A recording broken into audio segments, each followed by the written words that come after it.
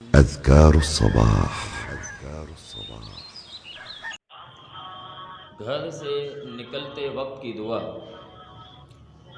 یہ اتنی زبردست اور قیمتی دعا ہے کہ جب انسان گھر سے نکلے اور یہ دعا پڑھ لے تو جس مقصد کے لیے وہ گھر سے نکل رہا ہے، جو اس کا جائز مقصد ہے، نیک مقصد ہے، اللہ رب العالمین اس کو اس کے مقصد میں کامیاب فرمائیں گے۔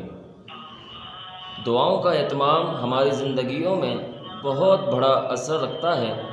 جب انسان دعاؤں کا اہتمام کرے تو اللہ رب العالمین اس کی زندگیوں میں برکت عطا فرما دیتے ہیں۔ بہت ہی شاندار دعا ہے کہ جب انسان گھر سے نکلے اور انشاءاللہ تعالی جس مقصد کے لیے وہ نکل رہا ہے، کاروبار کے لیے، مسائل کے حل کے لیے اور دیگر معاملات کے لیے، اللہ رب العالمین یہ دعا کے پڑھنے کی وجہ سے اس کے معاملات کو آسان فرماتے ہیں۔ ابو داؤد ترمذی کے اندر یہ صحیح ترین روایت موجود ہے۔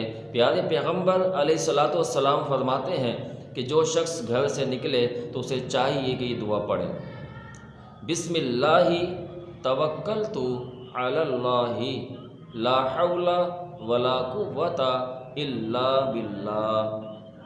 ترجمہ: اللہ کے نام کے ساتھ باہر نکلتا ہوں، میں نے اللہ پر بھروسہ کیا اور اس کی توفیق کے بغیر نہ گناہ سے بچنے کی ہمت ہے اور نہ نیکی کرنے کی طاقت ہے۔